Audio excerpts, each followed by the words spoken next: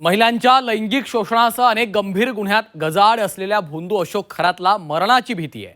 माझं मरण इथंच आहे असं म्हणत खरात हा गर्भगळीत झालेला आहे। तर त्यानं SIT समोर अनेक गंभीर गुन्ह्यांची देखील कबुली दिलेली आहे।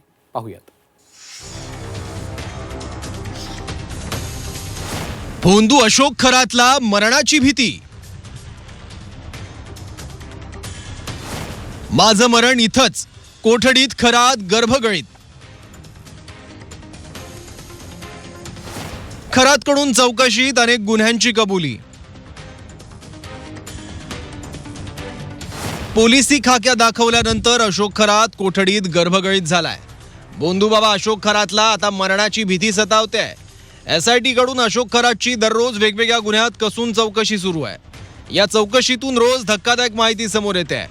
खरातनं केलेल्या काळ्या कारनाम्यांची कबुली देखील त्यांनी चौकशीत दिल्याची माहिती सूत्रांनी दिली आहे। सूत्रांच्या माहितीनुसार माझं मरण इथंच असं म्हणत अशोक खरात पोलीस कोठडीत गर्भगळीत झाला। अनेक जणांची फसवणूक केल्याची कबुली अशोक खरातनं दिली।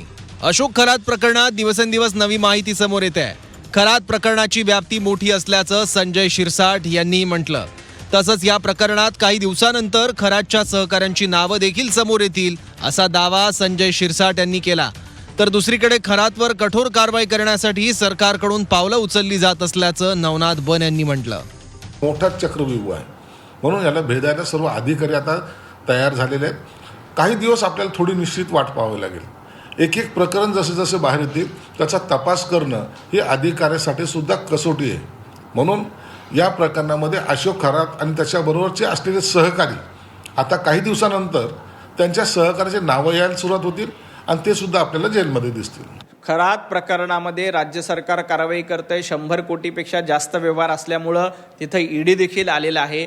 अनेकांची फसवणूक करण्याचं काम भोंदू बाबा अशोक खरातच्या मार्फत केलं गेलंय आणि या प्रकरणात अनेक तक्रारी देखील आलेल्या आहेत। त्यामुळं या ज्यांना कोणाची फसवणूक झाली अशा सगळ्यांची चौकशी करून तपास करून या प्रकरणामध्ये वेगवेगळ्या कारवाया करण्याचं काम तपास यंत्रणांच्या मार्फत सुरू आहे। भोंदू बाबा अशोक खरातचे जे सगळे काही कारनामे आहेत त्या प्रकरणामध्ये त्याला कडक शिक्षा व्हावी यासाठी राज्य सरकार योग्य ती पावलं उचलते। अशोक खरातवर 1-2 नव्हे तर अनेक गुन्हे दाखल झाले आहेत। त्यामुळे पोलिसांनी कोठडीत त्याला चांगलाच दणका दिलाय।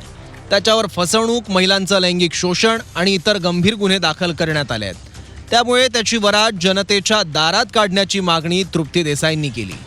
आपल्याच भक्ताच्या पाठीमध्ये खंजीर खुपसण्याचं काम अशोक खरातनं केलेलं आहे आणि असा जो काही अशोक खरात आहे हा भोंदू तर आहे, विकृत आहेच, परंतु याचे वेगवेगळे कारनामे समोर येत आहेत आणि म्हणून माझी पोलिसांना विनंती की हा पोलीस कस्टडीत आहे तोपर्यंत त्याची जी आहे ती धिंड आता जी आहे ती भर चौकात जनतेच्या समोर काढली पाहिजे।